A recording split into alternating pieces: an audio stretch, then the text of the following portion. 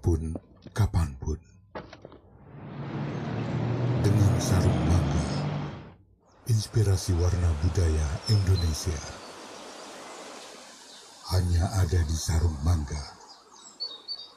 Ciptakan momen rasa bangga bersama Sarung Mangga. Bangga bersarung mangga. Bangga tradisi Indonesia. Sarung Mangga, kebanggaan kita. Bangga bersarung mangga. Instagram Al-Iman TV. Ikuti kegiatan-kegiatan kami secara up-to-date, mulai dari rutinitas, liputan, hingga konten-konten dakwah lainnya. Jangan lupa follow, like, share, dan tinggalkan komentar. Masya Allah, tabarakallah. Orang yang Yuk follow Instagram Al-Iman TV di aliman.id. Kami tunggu ya.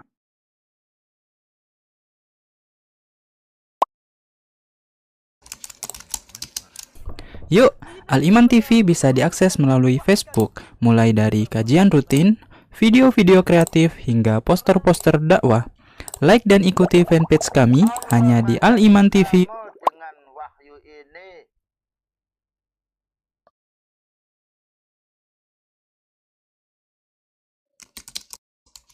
Dukung channel kami dengan like, subscribe, dan aktifkan notifikasi agar kamu tidak ketinggalan video-video menarik lainnya. Sudah infak Al-Iman bulan ini?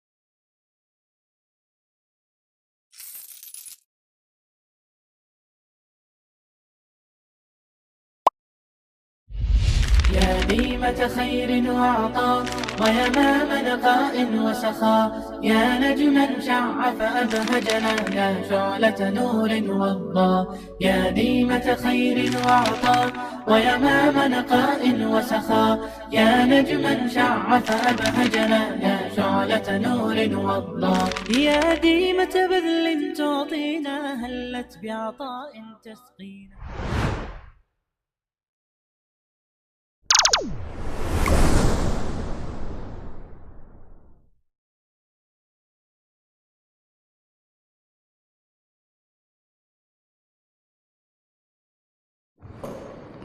Bismillahirrahmanirrahim. Para pemirsa Al-Iman TV dan para pendengar radio Suara Al-Iman yang dimuliakan oleh Allah Subhanahu wa taala. Alhamdulillah. Mari bersyukur kepada Allah Subhanahu wa taala, kita berjumpa kembali dalam program acara kajian dan tanya jawab bersama para ulama. Kali ini alhamdulillah telah hadir di studio kita guru kita yang kita cintai, Syekh Profesor Dr. Ashraf bin Mahmud Al-Kinani. Ahlan wa sahlan. Baik, para pemirsa rahimakumullah, alhamdulillah kita pada malam hari ini insyaallah taala akan mendengar, mengikuti bersama-sama satu kajian spesial tentang pemuda. Namun sebelum itu perlu diketahui bahwa bagi para pemirsa Al-Iman TV dan pendengar radio Suara Al-Iman yang memiliki pertanyaan bisa dikirimkan ke WhatsApp Al-Iman Center pada nomor 0873 kali 0 atau 04 kali dan berikutnya 4846. Saya ulangi dengan nomor 0873 kali 04 kali 846. Baiklah, untuk sesi pertama mari kita simak bersama-sama nasihat yang insya Allah sangat berharga akan disampaikan oleh guru kita, oleh syekh kita, yaitu wasiat pemuda untuk zaman kita ini, wasiat untuk para pemuda di zaman kita ini. Syekhuna Al-Fadil, الآن إن شاء الله نبدأ نرجو من فضيلتكم التكرم لإلقاء نصيحة أو الوصية لشبابنا في هذا الزمان. فلتفضل مشكورا. بارك الله فيكم. إن الحمد لله نحمده ونستعينه ونستغفره ونعوذ بالله من شرور أنفسنا ومن سيئات أعمالنا. من يهده الله فلا مضل له ومن يضلل فلا هادي له، وأشهد أن لا إله إلا الله وأشهد أن محمدا عبده ورسوله. أما بعد، فإن السنة النبوية خاصة والإسلام عامة أولى فئة الشباب عناية عظيمة. هذه الفئة العمرية المباركة التي يعيش فيها الشاب مرحلة فتوة وقوة. قال الله تعالى: إنهم فتية آمنوا بربهم، فأثنى على هؤلاء الفتية في سورة الكهف الذين آمنوا بالله عز وجل، ووصفهم بأنهم فتية أصحاب قوة، فتية أصحاب قوة، فأثنى عليهم حيث كانوا شبابا في مقتبل العمر، فيهم قوة، فيهم فتوة، فيهم طاقة كبيرة جدا، ومع ذلك آمنوا بالله وأطاعوه. لم يكونوا كسائر الشباب عندهم صبوة أو عندهم طيش وخفة ورعونة، وإنما رزقهم الله تعالى هذا الإيمان العظيم الذي دخل في قلوبهم وظهر على جوارحهم وأعمالهم، فكانوا قريبين من الله جل وعلا. أثنى الله تعالى عليهم في هذا الباب أو في هذه السورة العظيمة. وقد كان النبي صلى الله عليه وسلم ذكر في حديث صحيح أن الله عز وجل يعجب للشاب ليس له صبوة. إن الله يعجب للشاب ليس له صبوة، أي أن لا يكون الشاب طائشا. فإذا كان الشاب ليس عنده طيش أو انحراف وعاش على السمت الصالح في حياته، فإن الله يعجب من هذا. وعجب الله تعالى هنا فيه ثناء على هذا الشاب، لأن مرحلة الشباب العمرية مظنة الطيش ومظنة الانحراف، ومع ذلك يرزق بعض الشباب في الحقيقة يرزقون شيئا عظيما، وهو السمت الصالح والهدي الصالح، فلا ينحرفون ويكونون أصحاب سمت حسن ومفيدين لأهلهم ومجتمعاتهم، وينطلقون في خدمة بلدانهم وأوطانهم، وكلهم إيجابية وحيوية وتفاؤل. هذا الصنف من الشباب رغب فيه الإسلام وحث عليه وشجعه وأخذ بيده، وأراد من جميع الشباب أن يكونوا كذلك. نعم. Para pemirsa, saya akan menyampaikan apa yang disampaikan oleh Syekh Hafidhahullah. Setelah beliau membuka dengan tahmid, dengan syahada, dengan salawat kepada Rasulullah sallallahu alaihi wasallam, beliau menyampaikan, amma ba'du, sesungguhnya sunnah Nabi sallallahu alaihi wasallam sangat memberikan perhatian kepada kelompok pemuda. Kelompok pemuda yang mana mereka ini berada pada masa umur yang penuh dengan kekuatan, dengan potensi, dengan semangat. Oleh karena itulah Allah Subhanahu wa taala juga di dalam Al-Qur'an memuji dengan mengatakan sesungguhnya mereka adalah para pemuda yang beriman kepada Tuhannya. Ini disebutkan oleh Allah Subhanahu wa taala di dalam surat Al-Kahfi. Allah Subhanahu wa taala memuji mereka, para pemuda, yaitu fityah, para pemuda yang memiliki kekuatan, yang memiliki semangat, yang mana mereka beriman kepada Allah Subhanahu wa taala. Walaupun mereka memiliki kekuatan, memiliki semangat, namun mereka beriman kepada Allah, taat kepada Allah Subhanahu wa taala, tidak seperti para pemuda kebanyakan yang biasanya masih main-main, masih manja, dan masih tidak mengerti tanggung jawab, atau bahkan mungkin banyak yang juga nakal, ya, kurang taat. Tetapi mereka ini yang dipuji oleh Allah Subhanahu wa taala, mereka beriman dengan hatinya, kemudian muncul melalui lesannya, dan juga perilakunya, tingkah lakunya, semua amal perbuatannya dekat kepada Allah dan selalu mendekat kepada Allah Subhanahu wa taala. Oleh karena itulah Allah sangat memuji mereka dalam pujian yang besar, yang luar biasa. Sebagaimana pula Nabi SAW menyebutkan di dalam hadisnya, yang mana maknanya adalah Allah Subhanahu wa taala sangat kagum, sangat takjub kepada seorang pemuda yang tidak memiliki sobwah, tidak memiliki penyimpangan. Sobwah itu penyimpangan, satu penyimpangan, satu sikap nakal, satu sikap yang tidak tanggung jawab, ya, yang tidak mengikuti aturan misalnya. Nah, ada pemuda yang soleh, karena kesolehannya di masa muda inilah maka Allah Subhanahu wa taala kagum, merasa takjub.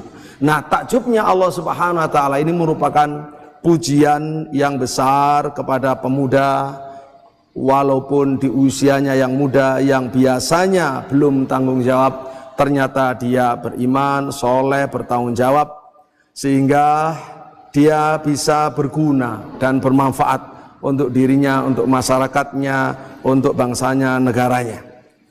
Dan pemuda ini selalu bersifat optimis di dalam kebaikan dan semangat dalam kebaikan, dan Islam sangat menyemangati dan memberi motivasi kepada para pemuda ini untuk istiqomah di atas kebaikan. مرحلة الشباب هي مرحلة القوة ومرحلة الفتوة ومرحلة الإيجابية ومرحلة العطاء ومرحلة الخير ومرحلة النفع ومرحلة الحسنات. الشاب فيه طاقة كامنة، فيه طاقة عظيمة. الشاب يستطيع في مرحلة شبابه من أول بلوغه إلى أن تنتهي مرحلة شبابه يستطيع أن يفعل شيئا عجبا. هي خير مراحل العمر، أفضل مراحل العمر قوة وصحة وفكرا وذهنا وصفاء. أفضل مراحل العمر وأطولها هي مرحلة طويلة يبتدئها الشاب بالبلوغ إلى أن يبلغ 20 سنة، ثم يبلغ 25، ثم يبلغ 30، ربما يزيد عن ذلك 35 إلى 40. كل هذه مرحلة من مراحل الشباب، أو هي مرحلة الشباب تبدأ من البلوغ إلى 40 وربما تفوق 40، فيكون الرجل بعد 40 شابا بقلبه وبعطائه وبعنفوانه. لأجل هذا خص النبي صلى الله عليه وسلم الشباب بخصائص كثيرة، وذكره في سنته كثيرا، وذكره في مراحل مختلفة، ذكره وذكره، ورتب له في بعض الأحوال الأجور العظيمة ما لم يرتبها لغيره. لماذا؟ لأن هذه المرحلة أهم مرحلة. من ملك نفسه من الشباب، من كان قويا عنده إيجابية وعنده عطاء، فإنه سيثمر، وإذا أثمر انتفع به مجتمعه، انتفع به أهله، انتفع به وطنه، فعاد ذلك بالخير على المجتمع، على الأسرة وعلى المجتمع وعلى الإسلام والمسلمين.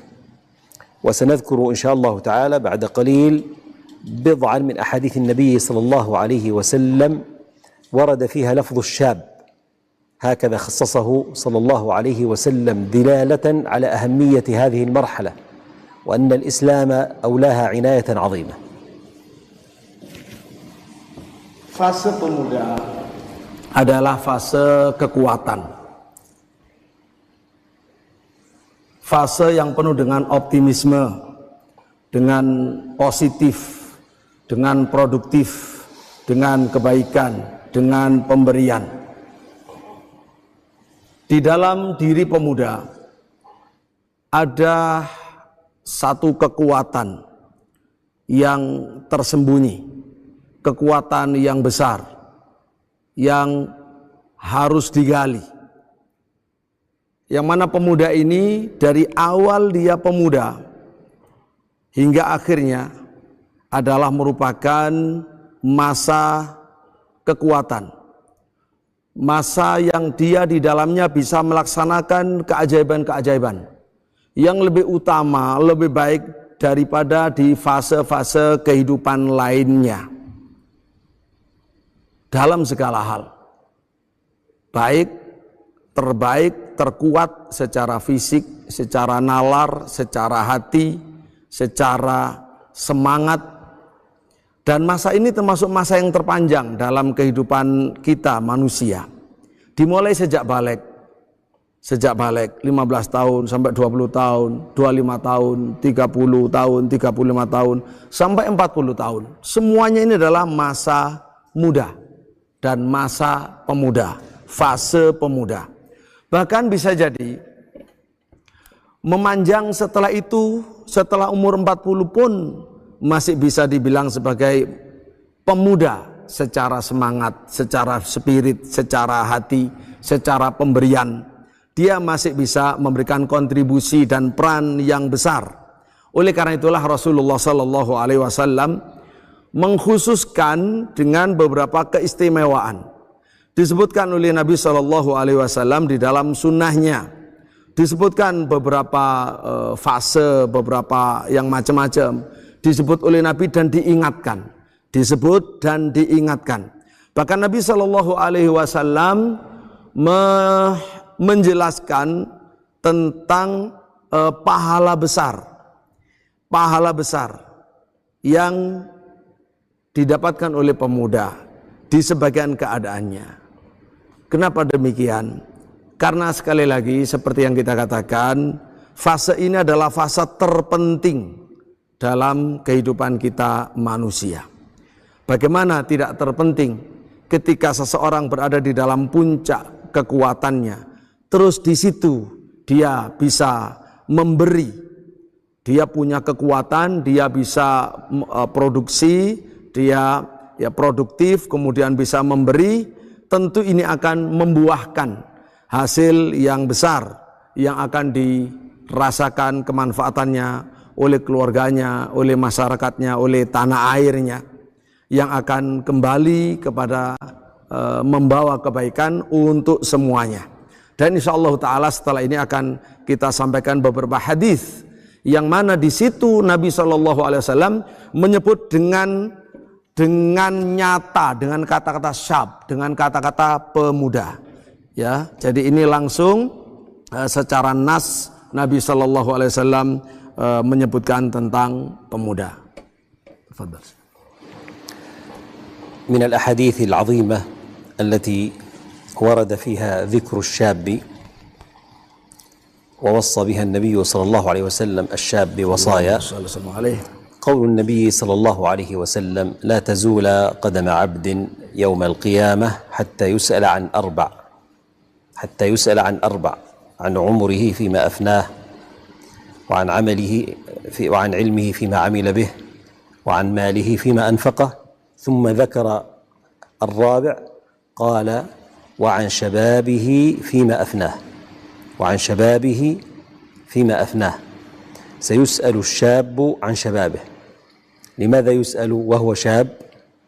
لأن بداية الشباب يكلف الشاب فيها، يصبح مكلفا بعد البلوغ، فيسأل الشاب عن هذه المرحلة لأنه عاش في فسحة قبل البلوغ، في فسحة من التكاليف لم تكلفه الشريعة التكاليف ولم تثقل عليه، لكن نشأ على الفطرة ونشأ في كنف أبوين كريمين وفي كنف أسرة ترعاه وفي كنف أسرة ترعرع فيها وكبر ونشأ على الخير والصلاح، وقد تزود خلال هذه النشأة بالتربية الحسنة وعرف واجباته، فكان مما قال النبي صلى الله عليه وسلم في هذه المرحلة: مروا أولادكم بالصلاة وهم أبناء 7. مروا أبناءكم بالصلاة وهم أبناء 7 واضربوهم عليها وهم أبناء 10. فسبقت هناك تربية عظيمة قبل البلوغ، فإذا بلغ الشاب أصبح مكلفا يحاسب على أعماله ويؤاخذ عليها، فأوصاه النبي صلى الله عليه وسلم بهذه الوصية العظيمة: لا تزول قدم عبد حتى يسأل عن 4. فذكر الشاب، خصه بهذه الخصيصة، جعله واحدا من 4. قال: وعن شبابه فيما أفناه. شبابك أخي الفتى هذا فيما ما فعلت فيه، كيف فعلت في أوقاتك، كيف فعلت في أسرتك ومع أسرتك مع أبويك، ماذا فعلت مع أقرانك وإخوانك، ماذا أفدت مجتمعك. أنت الآن في مرحلة قوة وشدة وعطاء، فانتبه أيها الشاب، ستسأل وستحاسب. فإياك أن يصدر منك ما يشين، إياك أن يصدر منك الخطأ أو أن تقع فيه أو أن توقع غيرك فيه. احذر، فحذرك النبي صلى الله عليه وسلم.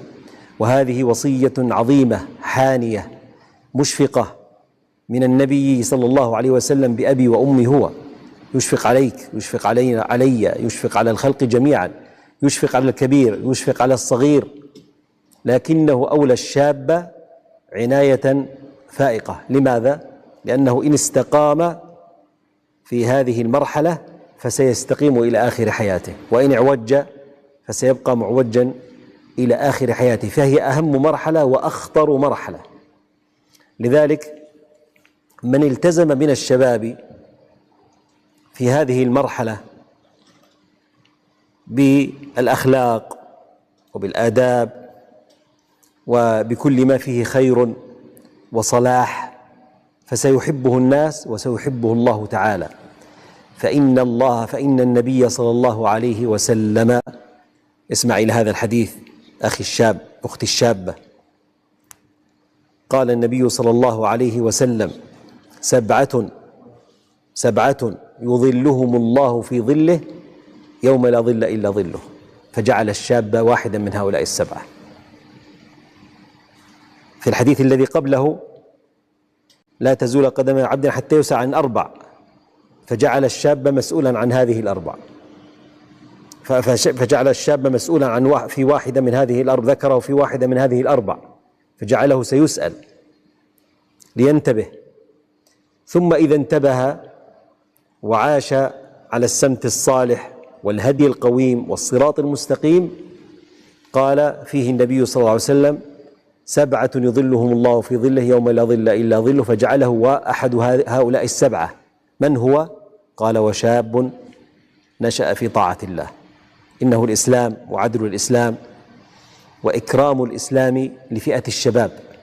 لم ينسى الإسلام الصغير ولا الكبير، لم ينسى الذكر ولا الأنثى، لم ينسى الصحيح ولا المريض، فرعى كل طبقات المجتمع، ومنهم الشاب نشأ في طاعة الله، حياته كلها ونشأته كلها في طاعة الله عز وجل.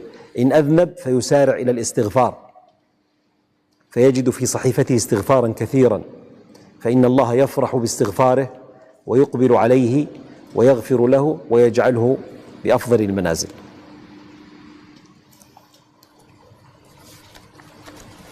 Para pemirsa, para pemuda rahimakumullah, Syekh melanjutkan. Di antara hadis Nabi Shallallahu Alaihi Wasallam yang agung adalah di mana di dalamnya Nabi Shallallahu Alaihi Wasallam berwasiat, yaitu beliau tadi menyebutkan yang maknanya tidak bergeser 2 kaki manusia di hari kiamat nanti hingga selesai ditanya dari 4 perkara. Tentang umurnya, di mana dihabiskan, tentang ilmunya, diamalkan untuk apa? Tentang hartanya, dari mana dia mendapat dan untuk apa ia belanjakan. Dan kemudian yang keempat adalah tentang masa mudanya, yaitu untuk apa ia habiskan. Wahai pemuda, engkau akan ditanya oleh Allah Subhanahu wa Ta'ala tentang masa mudamu. Kenapa ditanya di masa muda, di awal masa muda? Karena pemuda adalah dimulai dari baligh. Begitu dia baligh, yang kisaran umur 15 tahun ya, maka menjadi mukallaf, menjadi hamba Allah yang menerima taklif, yang menerima tanggung jawab. Ada perintah, ada larangan. Yang sebelumnya adalah dia sudah diberi hidup oleh Allah panjang, mulai umur 1 tahun sampai mulai bayi lahir sampai menjelang 15 tahun ketika belum balik ya. Itu adalah masa yang luas sekali, masa untuk ya belajar, main-main dan seterusnya. Itu sebelum baligh. Masa itu adalah masa pertumbuhan, masa pendidikan, masa pembiasaan, masa dirawat oleh kedua orang tua, hidup dalam perlindungan kedua orang tua, dididik di atas kebaikan, di atas sholat, baca Quran, dan lain sebagainya. Itu adalah masa untuk berbekal. Berbekal hal-hal yang akan diperlukan di masa ketika dia sudah dianggap mulai dewasa, ketika menjadi pemuda, ketika menjadi balik. Nah, di masa-masa kanak ini, masa anak-anak ini dia mendapatkan tarbiyah yang baik, pendidikan yang baik dari kedua orang tuanya. Sehingga dia mengerti tugasnya, kewajibannya, disiapkan itu untuk menyongsong masa muda. Oleh karena itulah Rasulullah SAW bersabda yang maknanya, perintahkan wahai ayah ibu kepada anak-anakmu untuk sholat. Perintahkan mereka sholat saat mereka berusia 7 tahun. Dan pukullah mereka karena urusan sholat ini ketika usia 10 tahun. Ini sudah mulai mengarah kepada serius. Jadi tanggung jawabnya sudah meningkat. Jadi anak-anak sudah mendapatkan tarbiyah yang baik sebelum balik. Begitu balik maka sudah langsung mukallaf. Begitu mukallaf, itulah yang dimaksud oleh Nabi SAW tadi, diwasiatkan bahwa nanti akan ditanya. Kalau masa kecil anak-anak tidak ditanya. Yang ditanya itu adalah ketika mulai balik. Sampai dikatakan tidak akan bergeser ya kaki seseorang dari mahsyar sampai ditanya 4 hal. Salah satunya adalah usia pemuda, baik untuk putra maupun putri, untuk saudaraku maupun saudariku. Maka perhatikan apa yang engkau kerjakan di masa mudamu ini, karena engkau akan ditanya oleh Allah Subhanahu wa Ta'ala. Sekali lagi, hati-hati di masa muda ini, jangan sampai melakukan kesalahan, apalagi sesuatu yang aib, sesuatu yang dosa ya. Kenapa demikian? Ya karena sudah mulai bertanggung jawab. Kalau baik akan baik, kalau tidak baik menjadi tidak baik. Ya, oleh karena itulah sekali lagi Islam memberikan perhatian yang besar kepada anak-anak muda, ya, karena sejak kecil. Karena kalau sudah perhatian sejak kecil, sudah istiqomah sejak kecil, maka sampai akhir hidupnya insya Allah menjadi orang-orang yang lurus. Tapi kalau dari awal hanya main-main saja, bahkan nakal, tidak taat agama, tidak taat aturan, tidak beradab, maka nanti hidupnya selanjutnya adalah berada di dalam penyimpangan. Kalau baik akan dicintai oleh Allah, dicintai oleh Rasulullah, dan akan bahagia. Wahai saudaraku, baik pemuda atau pemudi, berikutnya adalah hadis Nabi SAW yang maknanya ada 7 golongan yang nanti di mahsyar akan diberi naungan oleh Allah Subhanahu wa Ta'ala Di hari tidak ada naungan kecuali naungan Allah Subhanahu wa taala. Ada 7 golongan. Di antara 7 golongan itu adalah syabun nasya'a fi ibadatillah, seorang pemuda atau pemudi yang tumbuh berkembang dalam ibadah kepada Allah Subhanahu wa taala. Perhatikan dengan hadis yang pertama. Hadis pertama yang mengatakan akan ditanya seseorang itu ya 4 hal. Salah satunya masa muda itu akan ditanya. Maka perhatikan masa muda akan ditanya. Nah, kalau pemuda ini sejak awal itu sudah berada di atas hidayah, di atas petunjuk Islam yang bagus, dia masuk ke dalam 7 golongan yang dinaungi oleh Allah Subhanahu wa taala, yaitu pemuda yang tumbuh berkembang di atas taat kepada Allah Subhanahu wa taala. Inilah keadilan Islam, keagungan Islam, pemuliaan Islam kepada seluruh umat manusia. Tidak ada satupun yang ditinggalkan, mulai kecil sampai besar, sampai tua, sampai lansia, termasuk apalagi di dalamnya adalah pemuda. Semua diperhatikan, semua dibahas. Ada pembahasannya, orang sehat, orang sakit, semua fase kehidupan kita diperhatikan. Dan saudaraku, saudariku, para pemuda, kalau pemuda itu mengalami kesalahan atau dosa, maka diarahkan untuk beristighfar. Memperbanyak istighfar adalah satu kemuliaan yang tersendiri. لقد كانت فئات من الشباب حول النبي صلى الله عليه وسلم، وكان لهم شأن عظيم في الإسلام، وأولاهم النبي صلى الله عليه وسلم عناية خاصة، فهم عاصروا النبي صلى الله عليه وسلم وسمعوا منه القرآن والسنة وجاهدوا معه، وأشركهم النبي صلى الله عليه وسلم في بعض مشاركاته، وبعضهم خدم النبي صلى الله عليه وسلم، فكان لهم أثر عظيم في الإسلام، وكان لهم قدم صدق في الإسلام.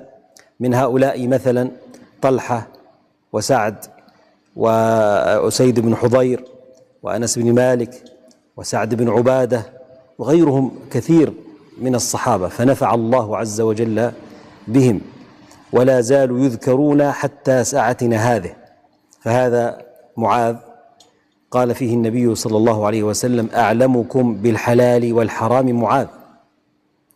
هذه نتيجة هذا الشاب الصالح. وهذا أنس رضي الله عنه أرسلته أمه وعمره 10 سنين بعد لم يبلغ إلى النبي صلى الله عليه وسلم ليخدمه، فخدم النبي صلى الله عليه وسلم، فكان أنس خير خادم للنبي صلى الله عليه وسلم، ونقل لنا شيئا من أخلاق النبي صلى الله عليه وسلم، ونقل لنا فيما بعد ذلك عددا كبيرا من أحاديث النبي صلى الله عليه وسلم، ولا زال يذكر هذا الشاب إلى يومنا هذا. وكان مما قال: صحبت النبي صلى الله عليه وسلم أخدمه 10 سنين، فلا والله ما كهرني ولا نهرني ولا قال لشيء لما فعلته لشيء فعلته لما فعلته، ولا قال لي لشيء فعلته لما لم أفعله لما لم تفعله. فنقل لنا جانبا من خلق النبي صلى الله عليه وسلم، وهو تربى على هذا الخلق.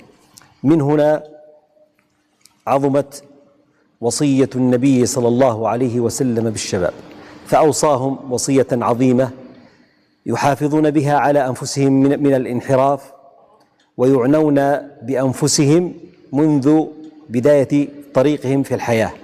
قال: يا معشر الشباب من استطاع منكم الباءة فليتزوج. لماذا؟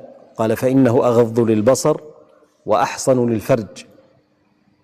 ثم قال: من لم يستطع، أي من لم يكن ذات يد ومعه ما ينفق على الزواج، فعليه بالصوم فإنه له وجاء، يعني خافض لشهوته. هذا من حرص النبي صلى الله عليه وسلم أن يكون هذا الشاب أسرة وهو صغير. من عناية النبي صلى الله عليه وسلم بالشباب أن مالك بن الحويرث ذهب هو ورفاقه للنبي صلى الله عليه وسلم. قال: فمكثنا عنده 20 يوما، فكان رفيقا رحيما. قال: ثم ظن أننا اشتقنا لأهلنا فسألنا عن أهلنا، سألنا عن أهلنا فأخبرناه بخبرهم فقال ارجعوا إلى أهلكم وعلموهم، ارجعوا إلى أهلكم وعلموهم، هم شباب، قال وعلموهم وهم في سن الشباب يعلمون، قال وعلموهم وذكروهم بالصلاة وليؤذن أحدكم وليؤمكم أكبركم، فقدر الكبير منهم وهم شباب ليحترموا الكبير، وأرسلهم إلى أهليهم ليعلموهم الصلاة وليقيموا فيهم الأذان وليكون هؤلاء الشباب ناقلون لأهليهم من طور إلى طور ومصلحون لمجتمعهم. نسأل الله تعالى أن يجعل جميع شباب الإسلام كهؤلاء، ولعلنا إن شاء الله بعد قليل نختم ببعض الوصايا العاجلة للشباب إن شاء الله. Pemirsa dan khususnya saudaraku pemuda rahimakumullah, saya melanjutkan hafizahullah. Ada banyak pemuda di sekitar Nabi Muhammad SAW. Mereka memiliki peran yang besar, jasa yang agung dalam Islam, dalam membantu Rasulullah SAW, dalam taklim, dalam berjihad, dalam berkhidmat membantu Rasulullah SAW. Mereka semua memiliki pengaruh yang besar, jasa yang besar. Sebut saja misalnya Tolhah, ada sahabat Tolhah, ada sahabat Sa'ad, ada sahabat Usaid ibn Khudair, ada sahabat Anas, ada sahabat Sa'ad bin Ubadah, dan lain sebagainya. Mereka sangat berguna, sangat bermanfaat. Hingga hari ini terus disebut namanya dan jasanya. Hingga hari ini. Sebut juga ada Mu'adz radhiyallahu anhu, yang disebut oleh Nabi SAW sebagai dia waktu itu masih pemuda. Dia adalah orang yang paling faham, paling mengerti tentang halal dan haram di antara kalian. Sebut juga ada Anas bin Malik radhiyallahu anhu, seorang anak muda belia, bahkan sebelum balik, umurnya masih 10 tahun, dikirim oleh ibunya kepada Rasulullah SAW. Untuk apa? Untuk menjadi pembantu Nabi, pelayan Nabi, agar dia melayani Nabi SAW. Maka apa hasilnya?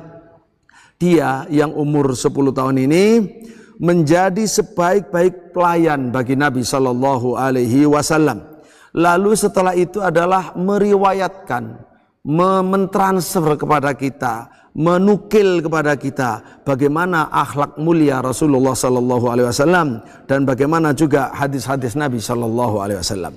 Dan hingga hari ini sahabat Anas masih terus dikenang, terus disebut namanya, terus didoakan. Salah satunya adalah dia mengatakan, saya menemani Nabi SAW selama 10 tahun. Demi Allah, selama 10 tahun saya menjadi pelayan beliau. Beliau tidak pernah menghardik saya, tidak pernah menegur saya. Untuk sesuatu yang saya lakukan tidak pernah dikatakan, kenapa kamu lakukan? Untuk sesuatu yang tidak aku lakukan tidak pernah beliau berkata, kenapa tidak kamu lakukan? Jadi inilah para sahabat Rasulullah SAW, para pemuda, khususnya Anas bin Malik yang sedang kita ceritakan, menceritakan kepada kita satu sisi dari akhlak Nabi SAW yang mulia. Para pemuda rahimakumullah. Dari sini maka wasiat Nabi SAW kepada para pemuda itu sangat besar, dengan harapan supaya mereka bisa menjadi pemuda-pemuda yang baik, menjadi pemuda-pemuda yang terjaga. Salah satu wasiat Nabi yang luar biasa adalah ketika beliau mengatakan maknanya, wahai para pemuda, siapa saja di antara kamu yang sudah mampu untuk menikah, mampu untuk menikah, untuk kawin dan segala konsekuensinya, ya, artinya untuk menikah dan biayanya, maka silahkan segera berumah tangga, silahkan menikah, karena menikah itu bisa lebih membantu pandangan mata ini untuk bisa terjaga dari yang haram, dan juga bisa membantu kemaluan lebih suci lagi, bisa lebih suci dengan kita menikah. Lalu Nabi SAW mengatakan, kalau tidak mampu maka silahkan berpuasa. Karena berpuasa itu akan bisa menjaga syahwatnya atau mengendalikan syahwatnya, melemahkan syahwatnya sehingga menjadi orang yang terjaga. Jadi masih muda belia, artinya masih di remaja ya. Itu kalau sudah mampu maka silahkan. Nabi memerintahkan agar bisa membentuk rumah tangga yang baik agar bahagia. Sebut juga yang lain seorang pemuda namanya Malik bin Khuwairits beserta para sahabatnya, para temannya yang juga tidak jauh beda usianya. Sekitar ya sama pemuda belia awal-awal balik. Mereka ini sengaja datang kepada Nabi SAW untuk belajar. Lalu menginap ya di sisi Nabi SAW selama 20 hari untuk belajar agama, ilmunya, prakteknya, hidup bersama Nabi, belajar akhlaknya. Kemudian mereka mengatakan bahwa Nabi ini ternyata seorang yang sangat lembut, seorang yang penuh dengan kasih sayang. Sampai ketika beliau itu merasa bahwa kita ini sudah rindu dengan keluarga, beliau bertanya kepada kami ya tentang keluarga kami. Maka kami pun menceritakan tentang keluarga kami. Setelah itu Nabi mengatakan, pulanglah kalian kepada keluarga kalian dan ajarilah keluarga kalian. Dan apabila masuk waktu sholat, jangan lupa salah seorang kamu silakan adzan dan yang terbesar dari kamu untuk menjadi imam sholat. Perhatikan di sini bagaimana Rasulullah SAW begitu peduli dan memberikan perhatian kepada pemuda dengan pendidikan yang luar biasa, sehingga pemuda ini sejak kecil sudah baik, kemudian sudah serius dalam ibadah, dalam dakwah, dan menyampaikan kebaikan ajaran Nabi SAW dalam setiap fasenya, dan sampai menjadi orang-orang yang hebat, menjadi paling bertakwa dan paling berguna di masyarakat. Maka kami memohon kepada Allah Subhanahu wa taala, mudah-mudahan para pemuda kita dijadikan oleh Allah Subhanahu wa taala sebagaimana para pemuda-pemuda di sekitar Rasulullah sallallahu alaihi wasallam. أيها الشاب أوصيك بعد تحقيق التوحيد ومعرفة الله عز وجل بالأدلة وبعد معرفة ما يهمك من أحكام دينك أوصيك بحسن الخلق، فإن النبي صلى الله عليه وسلم قال: ليس في ميزان العبد يوم القيامة أثقل من حسن الخلق. إن العبد لا يبلغ بحسن الخلق منزلة عظيمة، فأوصيك أيها الشاب بحسن الخلق. أيها الشاب أوصيك ببر والديك، أوصيك برفقة الخيرين، وأحذرك من رفقة الأشرار. الله تعالى يقول: الأخلاء يومئذ بعضهم لبعض عدو إلا المتقين. أيها الشاب أوصيك بالحذر من الأفكار المنحرفة والضالة، أوصيك بالسماع لمن يريد أن يدعوك إلى النار، أوصيك بالالتزام في كل شؤون حياتك، أوصيك بحسن السمت وحسن المظهر وحسن اللباس، فإن ابن عباس رضي الله عنه قال: السمت الصالح جزء من 24 جزءا من النبوة. وقصد بالسمت الصالح الشكل الحسن والمنظر الحسن والمشية الحسنة. أيتها الشابة أوصيك بأن تكوني جالسة في بيتك كما أمر الله تعالى: وقرن في بيوتكن ولا تبرجن تبرج الجاهلية الأولى. تجلسين في بيتك ولا تتبرجي، فإن خرجت لحاجة أو مصلحة اخرجي وقد لفك الحياء والستر. واعملي بقول الله عز وجل: يا أيها النبي قل لأزواجك وبناتك ونساء المؤمنين يدنين عليهن من جلابيبهن. تلبسين الجلباب الذي يسترك ويستر جسمك كله. أيتها الشابة أوصيك بأن تكوني شابة ناشئة في طاعة الله، شابة صالحة، شابة مصلحة، تعلمين بنات جنسك، تتعلمين كيف تكونين أما صالحة فإن الأمة مدرسة إذا أعددتها أعددت شعبا طيب العراق. الوصايا في الحقيقة كثيرة، الوصايا كثيرة، والشباب نضعهم في أعيننا وهم عماد المستقبل، والشباب إذا كانوا فئة طيبة فإن المجتمع والبلد ينهض والاقتصاد ينهض والحياة تكون سعيدة. فأيها الشاب خذ بوصيتي والتزم وصايا النبي صلى الله عليه وسلم وحرصه عليك، وصلى الله وسلم على نبينا محمد وعلى آله وصحبه أجمعين. Allahumma amin. Para pemirsa, para pemuda, ini bagian terakhir. Wahai para pemuda, rahimakumullah, saya wasiatkan kepada Anda sekalian, setelah memahami tauhid, iman kepada Allah dengan benar secara tauhid, kemudian setelah memahami hukum-hukum Islam yang wajib, yang penting dalam kehidupan baik untuk putra-putri, maka saya wasiatkan, yaitu perhatikan akhlak yang mulia, budi pekerti yang baik. Karena akhlak mulia itu adalah di hari kiamat memiliki nilai yang sangat besar, bobot yang sangat tinggi. Tidak ada yang lebih berat timbangan kebaikannya di hari kiamat selain daripada akhlak yang baik, akhlak yang mulia. Jadi akhlak mulia membawa kepada keluhuran kedudukan. Wahai para pemuda, saya wasiatkan, berbaktilah kepada kedua orang tua. Saya wasiatkan, pilihlah teman-teman yang baik, sahabat-sahabat yang baik, dan hindari sahabat-sahabat yang tidak baik, sahabat-sahabat yang tidak soleh dan tidak solihah. Karena sebagaimana firman Allah yang beliau baca tadi, yang maknanya orang yang saling mencintai di dunia ini, nanti di hari kiamat itu saling bermusuhan, kecuali orang-orang yang bertakwa. Karena itu, wahai para pemuda, juga aku wasiatkan, hindari sejauh-jauhnya, hindari sebisanya, yaitu pikiran-pikiran yang merusak, pikiran-pikiran yang menyimpang, dan jauhi orang-orang yang mengajak kepada neraka. Dan aku wasiatkan kepada kalian untuk selalu istiqomah di atas kebaikan dan ketaatan dalam segala urusanmu. Wabil khusus juga aku wasiatkan berpenampilan yang baik, pemuda-pemudi muslimah muslim yang baik. Ibnu Abbas radhiyallahu anhu mengatakan bahwasanya penampilan yang baik itu adalah penampilan yang baik adalah satu bagian dari 24 bagian kenabian.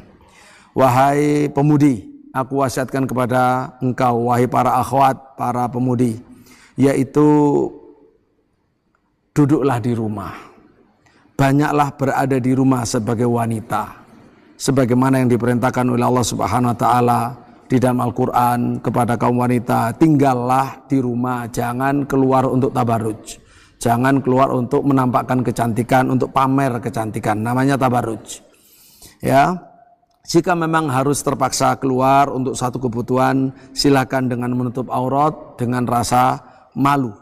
Maka perhatikan perintah Allah kepada Nabi SAW, wahai Nabi Muhammad, katakan kepada wanita-wanitamu, wanita kaum mukminin, kepada putrimu, wanita kaum mukminin semuanya, agar mengenakan jilbab, ya, mengenakan jilbab, pakaian yang menutup seluruh auratnya. Kemudian aku wasiatkan, bersabarlah untuk ketaatan, biasakan taat dan bersabarlah di atas ketaatan. Jadilah anak yang baik, yang berbuat baik, yang perhatian dengan ilmu, termasuk mengajari para pemudi yang lain, akhwat-akhwat yang lain, yang mengerti mengajarkan kepada yang belum mengerti. Wasiat sangat banyak, nggak mungkin bisa kita sampaikan, tapi apa yang kita sampaikan insya Allah cukup. Karena memang pemuda ini, Masya Allah, kenapa banyak? Karena memang pilar umat, dan pilar umat sumber kekuatan. Apabila mereka ini baik, maka bangkit ekonomi, bangkit sebuah negeri, bangkit agama, bangkit masyarakat, dan kehidupan menjadi bahagia. Demikian wasiat dari beliau. Nah, waktu yang tersisa, ya, kita katakan jazallahu khairan Syekhana Al-Fadil ala wasiyatihi. Berikutnya mungkin ada waktu sedikit, para pemirsa rahimakumullah, kita bacakan pertanyaan jangan lupa, yang punya pertanyaan silakan dikirim ke WhatsApp ya, 08 atau 08 73 kali 777 lalu 04 kali lalu 846. Ya Syekhana, qad warada ba'dul as'ila ilaina. Awalan ya Syekhana, indi walad saghir huwa tayyib wa muti' wa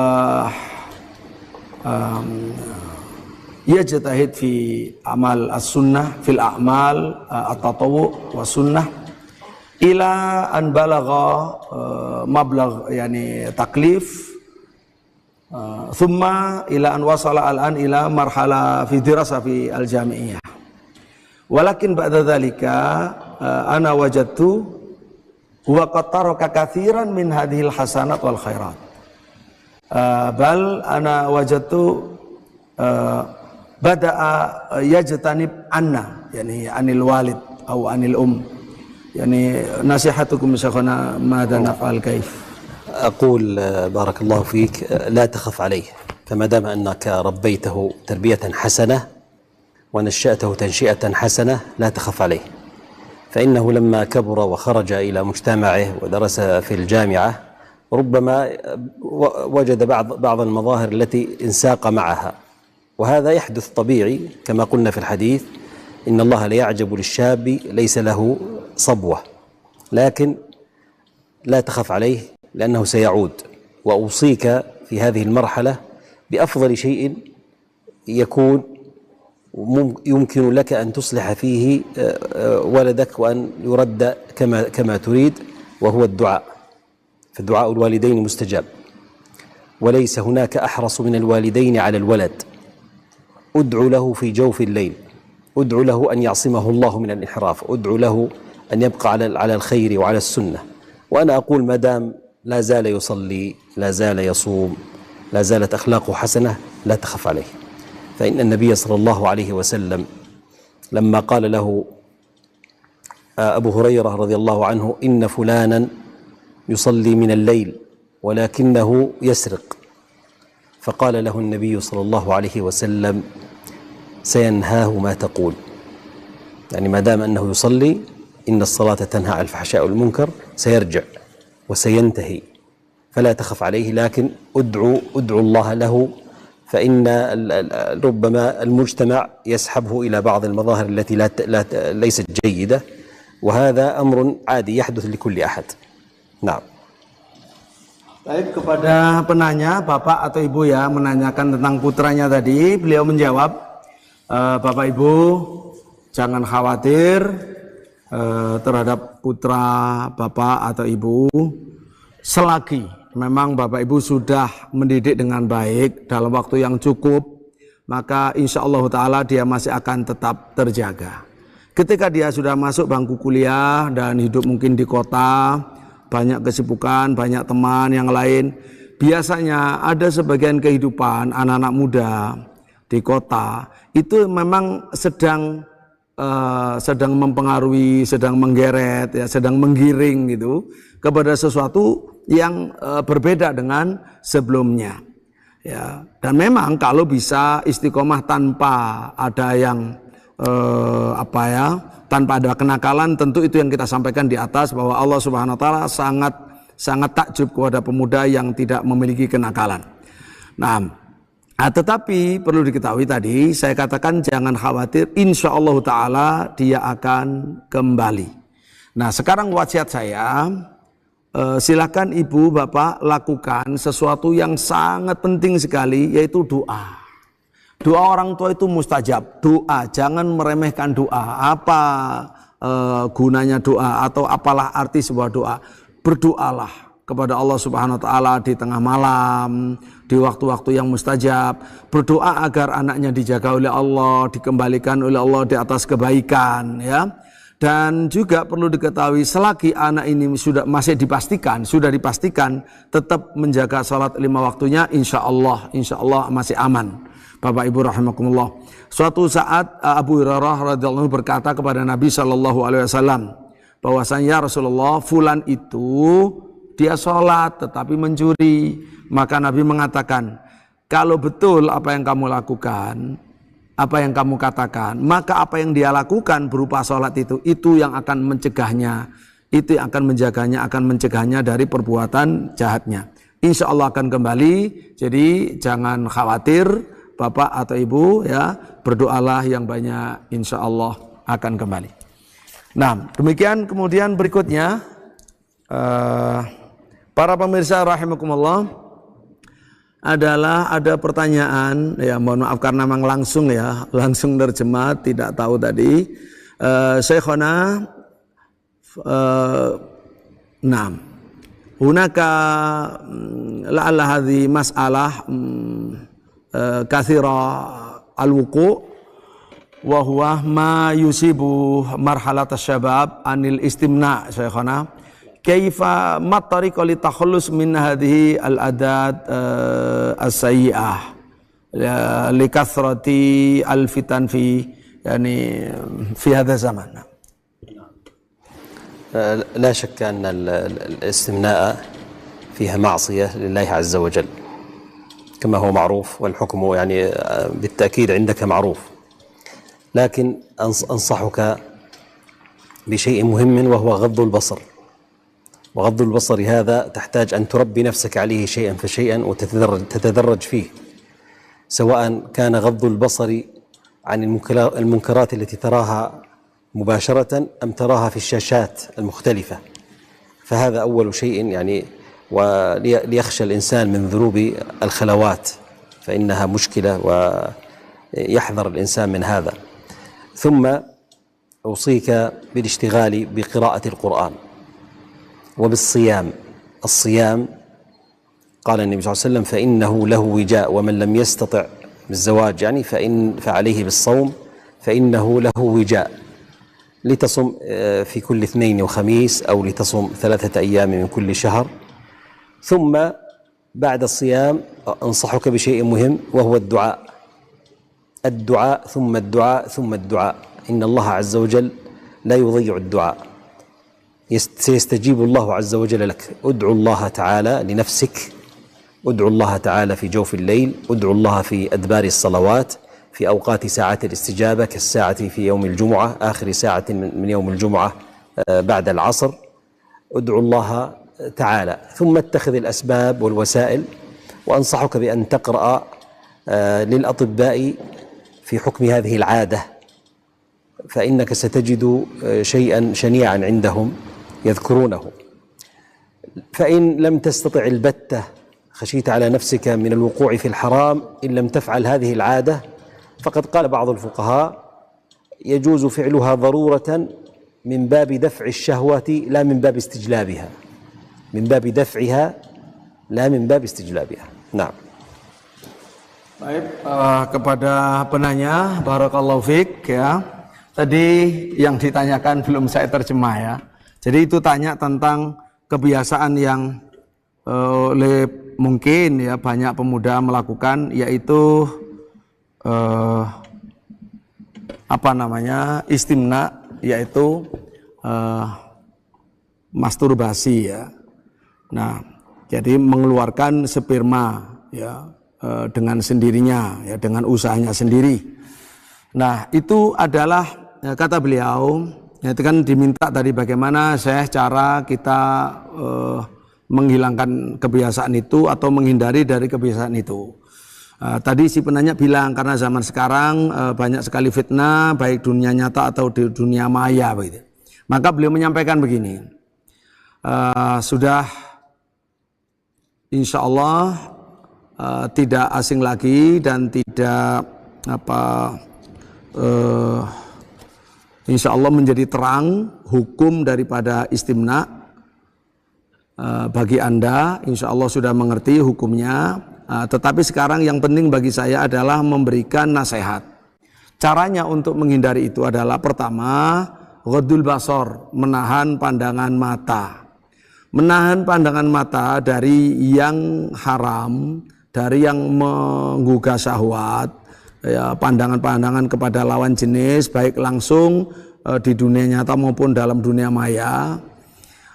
Ini perlu keimanan, perlu latihan secara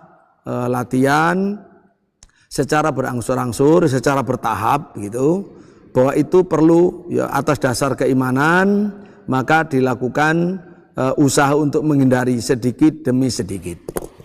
Dan perlu diingat bahwa melakukan dengan sembunyi-sembunyi itu namanya sebuah dosa, dilakukan sembunyi-sembunyi namanya adalah dzunub kholawat. Ya, dosa sembunyi itu juga berbahaya. Karena kadang orang tidak terasa, ternyata itulah yang menggunung misalkan. Jadi mohon hati-hati sekali. Dan aku wasiatkan sebagai usaha untuk bisa menanggulangi adalah rajinlah membaca Al-Quran. Rajin, jangan ada hari tanpa membaca Al-Quran. Yang kedua adalah berpuasa. Berpuasa itu seperti kata Nabi SAW menjadi wijak, menjadi melemahkan syahwat. Puasa Senin, puasa Kemis rutinkan. Atau puasa juga 3 hari dalam 1 bulan rutinkan. Setelah itu jangan lupa yang ketiga adalah doa, doa dan doa. Berdoa kepada Allah agar bisa dijaga maninya, dijaga kehormatannya, dijaga syahwatnya, ya. Dan jangan menyanyiakan doa. Doa untuk diri sendiri, ya. Doa untuk diri sendiri di tengah malam, selesai sholat fardu, di saat terakhir di hari Jumat setelah sholat asar, ya, di sore hari Jumat. Kemudian jangan lupa pula silakan membaca bagaimana pandangan para dokter tentang resiko daripada kebiasaan tadi, kebiasaan yang tidak sehat. Itu tentu akan semakin ilmu itu akan memberikan kepada kita, yaitu kita akan takut dari perbuatan-perbuatan tersebut. Dan terakhir kali adalah para ulama menjelaskan dalam kondisi-kondisi tertentu yang namanya darurat, ya, darurat itu adalah sperma yang memang harus keluar, maka itu boleh untuk dalam rangka keluar, ya, untuk menolak syahwat untuk keluar, tapi bukan untuk memang sengaja melakukannya. Nah, ini yang perlu diketahui, ya. Jadi itu jawaban dari beliau. Mudah-mudahan penanya bisa ngambil manfaat. Dan ini terakhir, soal akhir insyaallah Syekhana. Untuk para pemirsa rahimakumullah, tidak terasa ternyata ya sudah hampir 1 jam ini. Ini sebagai pertanyaan terakhir, saya nggak bisa milih, ya, sudah masuk beberapa pertanyaan, ya. Mana ini, bentar saya. Khalas. Oh, Masya Allah. Jadi mohon maaf sekali para penanya yang sudah ngirim tapi tidak sempat untuk kita baca karena memang siaran sudah habis waktunya. Fa naskur fadilata Syekhina Al-Ghali ala ajwibatihi wa nasaihi al-qayyimah wal hakimah, fa jazahullah khairan katsira. Wa kadzalika kita terima kasih kepada semua pemirsa dan para pemuda. Semoga acara ini menjadi bermanfaat dan bisa ketemu kembali dengan Syekh Al-Fadil maupun dengan masyayikh yang lain. Jazakumullah khairan. Assalamualaikum warahmatullahi wabarakatuh.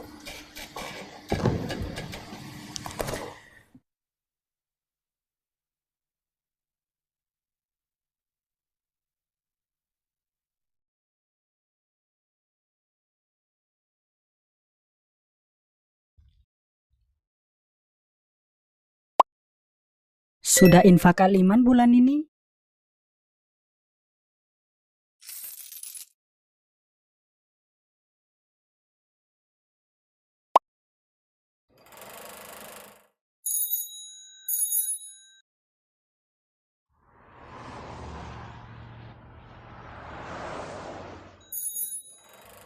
Melangkah penuh percaya diri, dimanapun, kapanpun.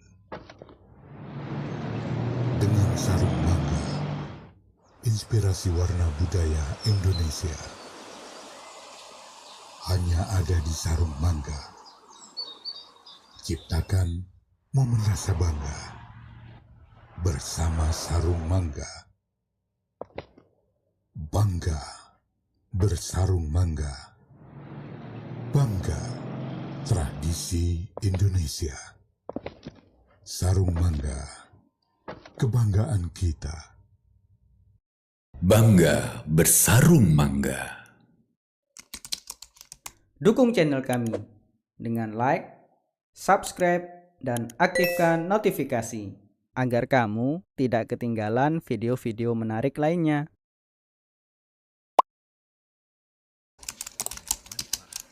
Yuk, Al-Iman TV bisa diakses melalui Facebook, mulai dari kajian rutin, video-video kreatif, hingga poster-poster dakwah. Like dan ikuti fanpage kami hanya di Al-Iman TV. Dengan wahyu ini